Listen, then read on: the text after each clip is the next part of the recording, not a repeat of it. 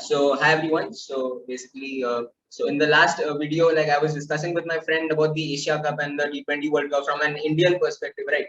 So today, so I have with me Mark Machado. So he is a journalist as well as a producer, and he often comes on BBC.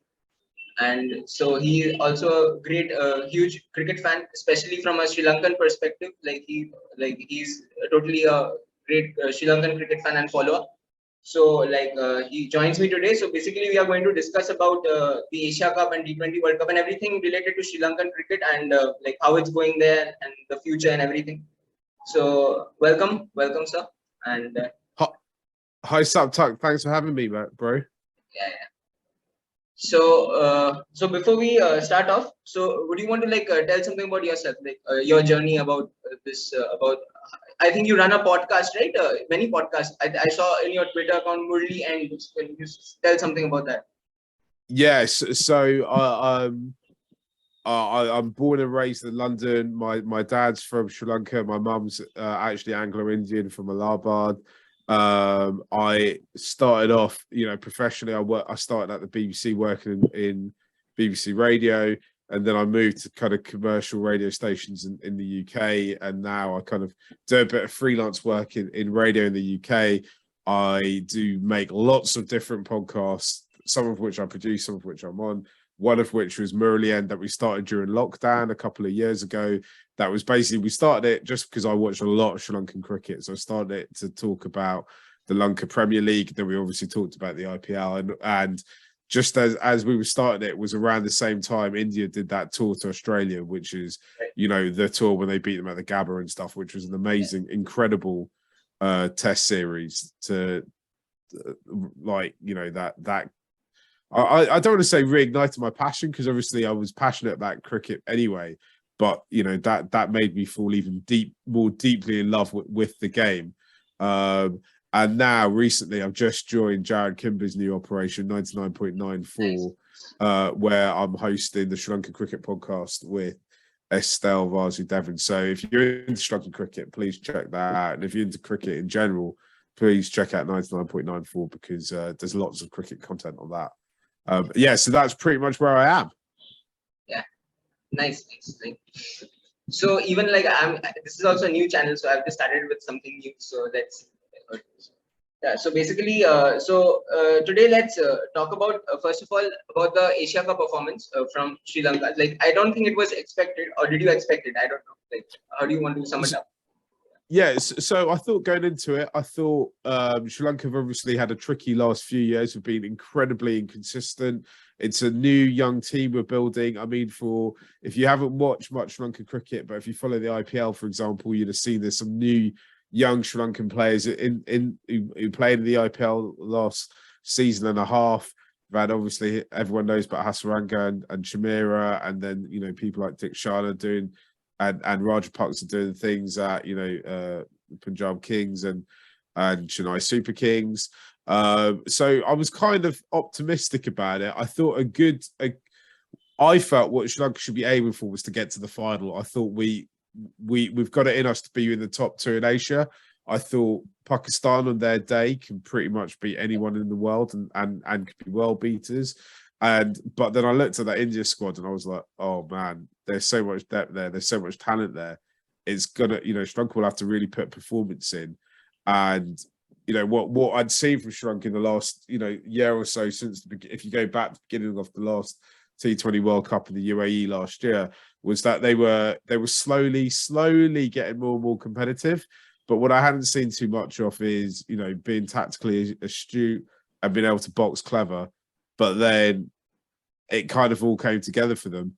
I mean, the Asia Cup is in some ways an easy tournament to win, because there'll be you're only going to get at most two very tricky fixtures, or if you can win two tricky fixtures, the final will always be tricky because it's a final, everyone wants to win it, and that there'll potentially be one tricky fixture in that group of four just before the final as well. So their two tricky fixtures, I felt, were the India game and the final, and they were able to get through it. So I'm obviously ecstatic. It's, I thought maybe Sri Lanka could win it, but I thought for them to win it, the other teams around them would have to have bad days when they played us. I think India did have a bad day when they played us to a degree. And I thought Pakistan that final, I thought actually Sri Lanka played really incredibly well and made what is quite a good Pakistan team look quite average. Yeah, especially about the final. So basically, Sri Lanka lost the toss, right? So in UAE, it's a thing. If you win the toss, you're gonna win the match. As simple as that, right? So that's the trend. So basically, even after losing the toss, losing 5 wickets for 50 runs. So basically, they like Rajapaksa's innings, right? So they basically put up 170. I think so. That was like a huge achievement, like from a cricket perspective, because in UAE, losing the toss and winning after being in such a situation speaks lots about the character of the side as well, isn't it? Yeah, absolutely. And at one point, Sri Lanka was 58 for 5, and I was like, "Oh, this is all over, right? This is going to be over very, very quickly." But what in recent years, Sri Lanka, I felt have kind of lost their identity a little bit. When Sri Lanka burst into the scene and became a real, started to be taken quite seriously in the cricketing world was in the mid-90s. And they had a real, they had a very clear way of playing. And much like a lot of great sports sides, you look at your Barcelonas, you look at your Liverpools, and you look at like your LA Lakers, they had a very defined way in which they wanted to play their sport and a way in which it works for them. And possibly, to do with the talent that was available at the back end of, from the mid-noughties, really. And this is, we're not, I'm talking about a team that had Kumar Sangar, Mahela Jayawardene in it. They maybe lost like some of that a little bit. Maybe they had players that could almost play in any way, and it didn't really matter. And they lost their, what made Sri Lankan cricket unique and what made it, what made it special to Sri Lanka. It kind of lost it a little bit. What we've kind of rebuilding, and that final is, as thus far seems to be the apex of it, is we've just reclaimed our identity again. It's right. It doesn't matter if we lose wickets at the top, because what matters, particularly in T20 more than any other format, is intent, right? So there's Sri Lanka could have limped on and got 125, 130 for 6 or 7, and maybe a year ago that's what would have happened. And I would have stand there and gone, well, actually the boys were 58 for 5. The fact that they managed to bat through the whole innings, and then I would have tried to kid myself and gone, any score over 120 is a decent score in T20, when it's really not anymore.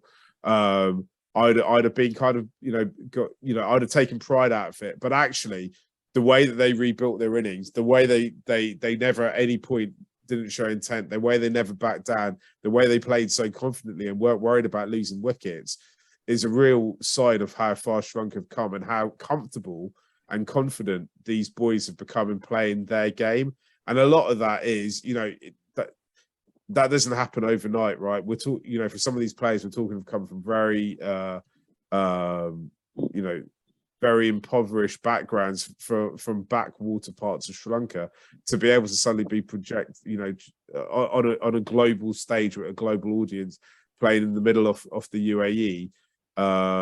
There's quite a big gap in the middle, and it can take Sri Lankan players a little while to get to that gap. But I think we're starting to see them come through, and I'm incredibly happy with the way the team are playing at the moment. They're doing all Sri Lankan fans around the world proud.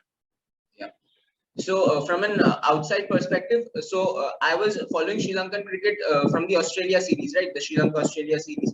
So I think the Dasun Shanakas that knocked against Australia, right, chasing that target down, I think that was kind of like a shift in mindset or something, I feel personally. So I think from there on, it has been an upward progression for them. Like, that knock's really interesting, right? Because you look at Dasun Shanaka, I don't think he's a player that, even the most hardened Sri Lankan fans before that knock knew that he really had it in him. He got, if you haven't seen it, I think he got 59 runs and 18 balls, which is an incredible rate to hit at, right? There's two things about that knock. It shows, because we often hear as fans and journalists, we often hear that players try and work out in their heads, is a total, how quickly can they get to a total? and you hear a rate of effectively they were going at 20 and over, right? Because actually I think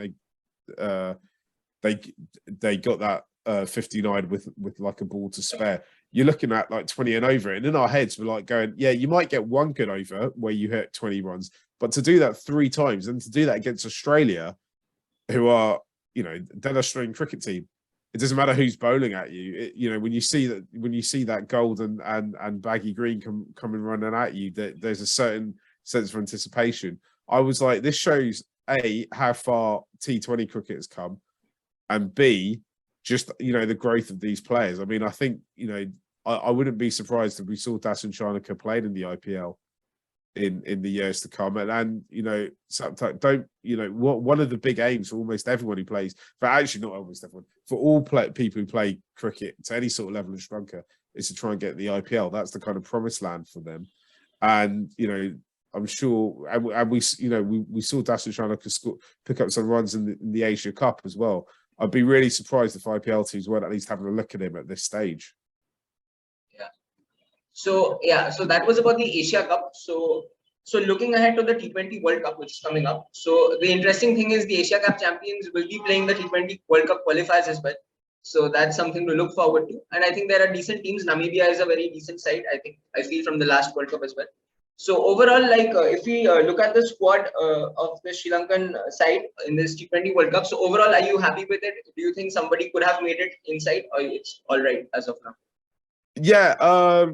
So going into the Asia Cup, a few of our fast bowlers were injured. Chamira, who's probably our most well-known and most experienced fast bowler, didn't make the Asia Cup because he was injured, and they were desperate for him to play in the World Cup. So he possibly could have gone to the Asia Cup, but they decided to rest him and let him recover for the World Cup. And then Lauru Kamara and Benira Fernando missed out as well. That was our kind of main 3 seam bowlers going into last year's World Cup. Sri Lanka probably did better than expected at last year's World Cup. They didn't quite make the semi-finals. And as I talked about before, I think a lot the big reason for that is they just weren't tactically astute enough. I think they've made some quite big changes, or they've developed quite a lot since then.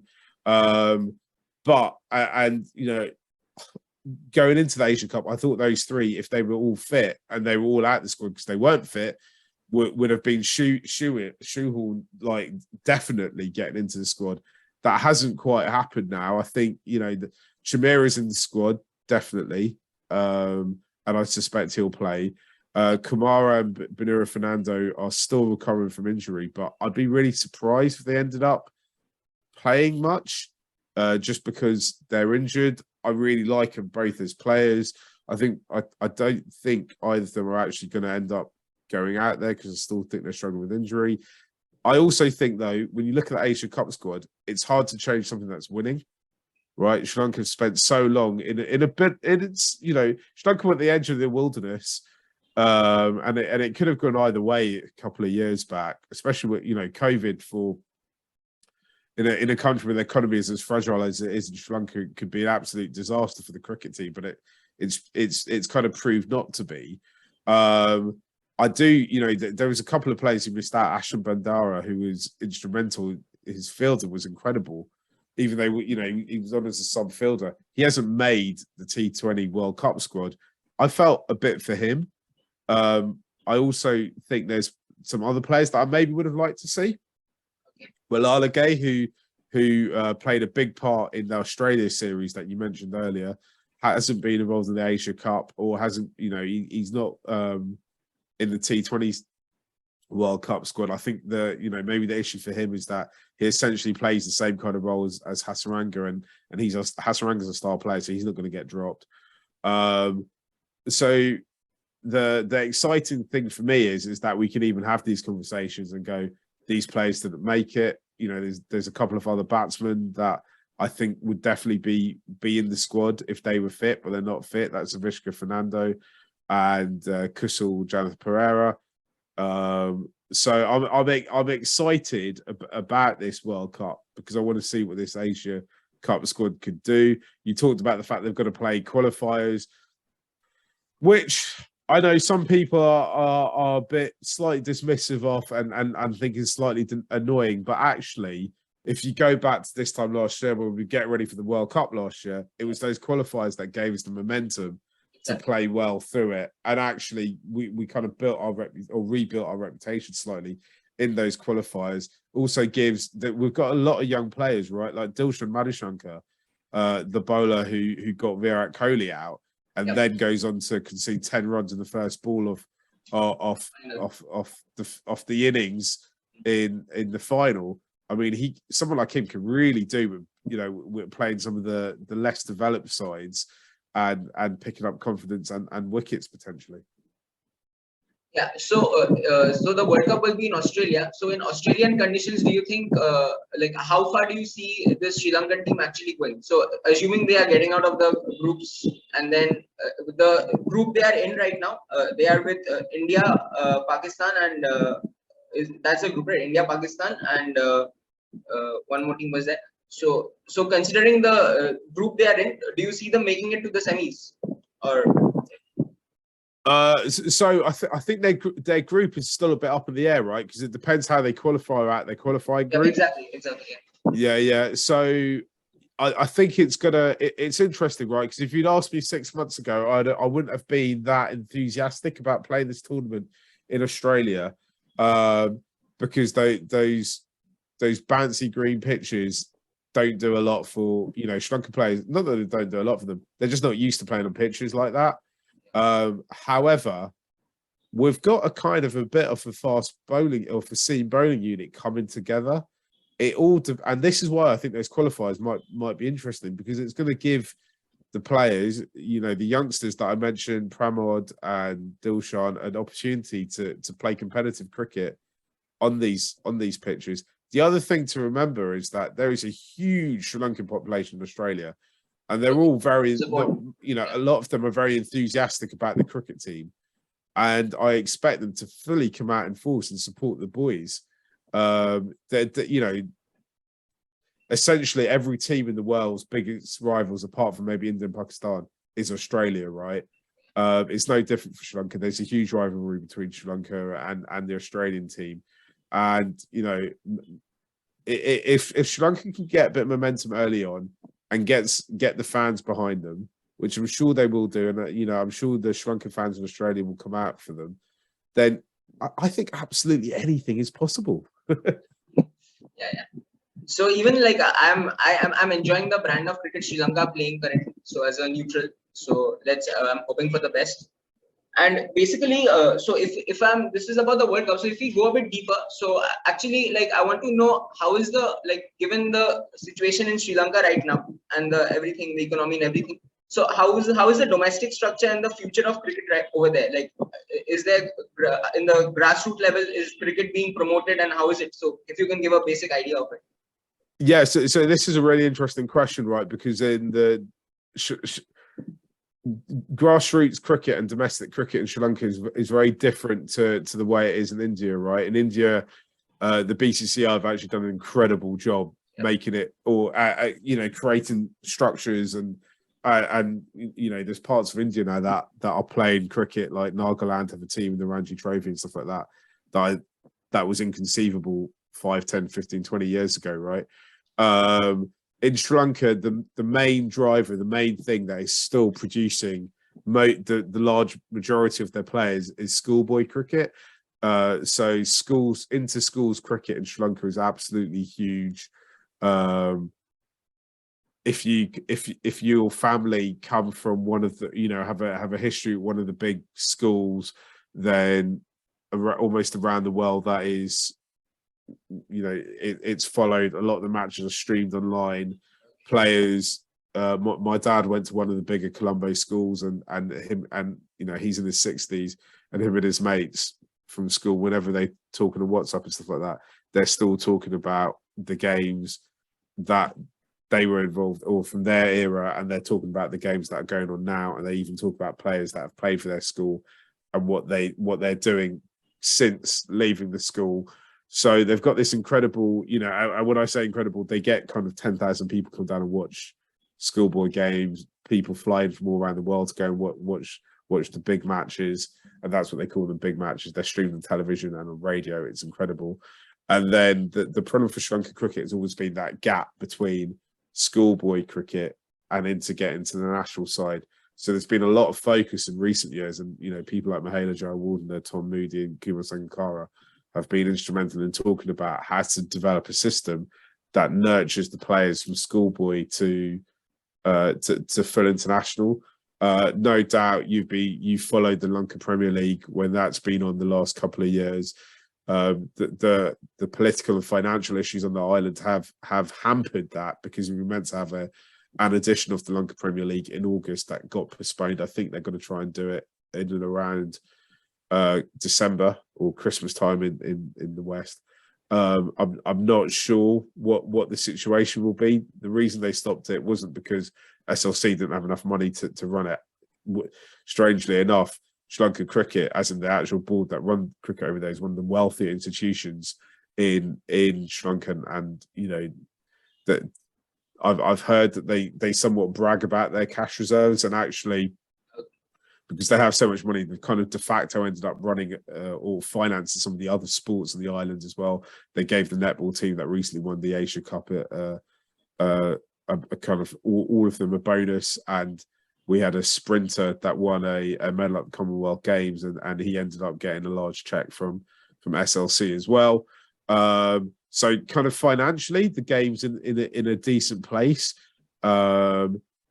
Domestically, that they beyond the LPL, there is also a domestic first class structure where there's probably too many teams involved in it, and because of that, there's potentially too many players playing first class cricket that needs a closer look at. I think at some point they'll try and boil that down a little bit. But yeah, there is, the most important thing, and this might sound kind of flippant in a way to if you come from, one of the big three cricketing nations, but if you understand what the crisis that Sri Lanka has been going through recently, that's not a cricket crisis, that's a political crisis. The most important thing above all of that is that SLC tell us they've got enough money to keep the game going. And if they can keep the game going, they can generate money, because if they can get teams out and tournaments played and get it on TV and television, and as such, they'll make money. So that, I think the actual financial side of it is in a good place. I think they're looking at how to reform domestic structure. I think the most important, one of the other important things is that, I talked about this briefly, is that Sri Lankan players are getting picked up to play in franchise tournaments around the world, because that had stopped for a couple of years. There wasn't many. But if we can keep getting players out, they're going to go away. They're going to earn money for themselves, which is great, and then they're going to bring money back to the island, and they're going to bring new coaching and new techniques with them as well. Yeah. So basically, in Sri Lanka, the school cricket is the main essence of cricket, right? So that's what I'm getting. Yeah. And yeah. So basically, so if I think the Women's Asia Cup is also starting from 1st October. So basically, the first match for Sri Lanka is against India only. So over there, how do you make of the women's Sri Lanka side? So what are the expectations and how are they developing? So over the years. Yeah, this is a really good question, right? Because one area that is definitely where SLC have let themselves down is definitely the women's side, right? They haven't put enough resources into it. We've seen women's sport grow massively across the world. Sri Lanka in that time, the last kind of 5 or 6 years, have probably actually gone backwards. If you go back to about a decade ago, Sri Lanka women's team were actually reasonably competitive. Since then, there's not been enough support during COVID, and actually in the kind of 6 months into COVID as well. I don't think the Sri Lanka women played many fixtures.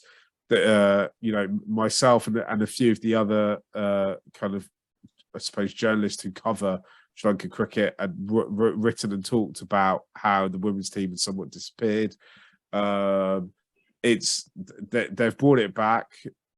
I'm not saying they brought it back because they have to bring it back, but they should have brought it back quicker. They need to put more resources into it. It doesn't have the structures of schools cricket around it. Again, that's something they need to work at. What Sri Lanka do have, its great strength with women's cricket, is we have Chamari Atapattu, who is, she's one of the best players in the world, and I'm just going to go out on a limb and say the fortunes of our team rely on how well she does.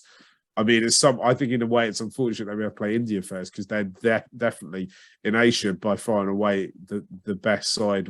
Stacked with superstar players. I mean, like Rodriguez and Harmanpreet are incredible, aren't they? So I'm kind of, I'm really looking forward to watching the girls play. Hopefully, the Sri Lankan girls will be competitive as well. But I think it's going to be a hard road for us. If we are going to make an indent into it, what we need is Charmari scoring lots and lots of runs, and our spinners to take lots and lots of wickets and be able to back her up, and maybe the emergence of a couple of seam bowlers as well. It's quite a young squad that they're bringing in. They don't really have to. I don't really understand how they deem which women get into the squad because they don't really play a huge amount of domestic women's cricket. So overall, I think the conversation I had, so it gives me a basic idea of Sri Lanka. I think it's interesting times over there. So let's see how things unfold basically. And so this was about the cricket thing. So and when I saw your Twitter account, so I saw that you follow many sports as well, right? Rugby and also a football fan. So which football team do you support? I'm from West London, so I support Liverpool, which is a running joke on all the BBC shows that I go on. There's absolutely no rhyme or reason why I support Liverpool. Well, the reason is when I was a child, obviously my dad's from Sri Lanka, so when I was a kid, he had thoughts on cricket. He didn't really have many opinions on football. He doesn't dislike it. So, but he didn't really. It's unusual for in England not to get a team from your parents basically or your family. So when I was in school, when I was like maybe probably about 5 or 6, one of the other kids asked me what football team I supported. I didn't know any football teams, but at lunchtime I saw my cousin who was 5 or 6, who was a bit older than me in the playground, and I just asked him what football team I supported, and he told me Liverpool, and then that was it. Like a lifelong passion was born. I like weirdly, I actually think there's lots of parallels between Liverpool Football Club and the Sri Lankan cricket team. But we probably don't have time to go into that. And obviously, I you mentioned rugby. I play a lot of rugby. I help run my rugby club. I've been involved in this effectively the same club from the age of it's an old boys club. So I've been at the school from the age of 4. Started playing rugby at the age of 6. I'm now 36. So it's been a long time at the same place, and I love watching rugby union. So those are really my 3 sports that I follow. I'd love to come back one time and us talk about how we can make rugby a bigger sport in India, because I know there is pockets of it, right? I should also probably mention that rugby is actually massive in Sri Lanka as well. I heard that. Yeah, again through the whole schoolboy thing as well. So those are my 3 sports. Nice. So yeah, so even like I follow a bit of football, so I mainly support Barcelona. That was because I was a huge Messi fan, right? So basically, I've been following Barcelona over the last few years. So that's what do you think about what's going on there now? It's quite a weird situation. Yeah, it's like they don't have any money, but they still keep buying players, right? So that's the whole thing right now. So let's see how it goes. So we have got Lewandowski and some big names. So I'm still upset about the match with Bayern Munich, right? So it was like we had the better chances, so we should have scored. So let's hope. Let's see how it goes. So in the league so far, we are performing okay. Like that's going all right. So let's see how it goes in the Champions League. So yeah. So this is basically it. And so I think so this is basically what I wanted to speak to you about. So if you have anything else, you can just share with me or whatever. What do you think about the Sri Lanka team? I'm just interested. Are they a team that excite you, or are you? Definitely looking forward to watching them. See, as a neutral fan, I enjoy watching Sri Lankan cricket because over the last I was not enjoying watching them over the last year or the last few years because it was mostly whenever Sri Lanka used to play, it was it's an easy side, you beat them and all these things. But overall, so as I said, my point was watching the Sri Lanka Australia series, which happened. So over there, the character the team showed, especially Dasun Shanaka, so that basically to like has encouraged me to keep following them, and also the Asia Cup performance. So overall, I think they have got really good spinners, right? Theekshana and Hasaranga and all these spinners. I think the mystery spin has always been a thing of Sri Lanka. If we start from the days of Ajanta Mendes and all those players as well. So I think that is something good. So what I would be interested in seeing in Australia is how the fast bowlers perform of Sri Lanka, because so normally in Australia everybody gets excited, pace bounce, and so we will hit the deck and like scare people out and all these things. But however, like if we look at Australia like over the years, so it's like it's also one of the batting paradises, right? So if you can get stuck in, the Pacers can go for plenty of runs. So bowling the so let's see how which team actually like gets the lens and everything right. So overall, if you look at the so yeah, this is what I wanted to ask you last. So overall, if you look at the T20 World Cup, so which team do you think has the best chance of winning it? Like, what's your like thought? Oh man, I actually think this is a lot more open. If you'd asked me this before the Asia Cup, I would have just said I think India are going to win this, right? Because there's that in the amount of talent available to for your guys is incredible. It looks to me like it hasn't quite clicked yet for India. I mean, KL Rahul. I mean, is he still going to open the batting? I mean, we know like Virat's obviously got runs now, but you know, there's more. I think there's more questions than answers around the India side. Australia as reigning champions, you kind of can't write them off. Probably the last time we'll see Aaron Finch potentially as well. And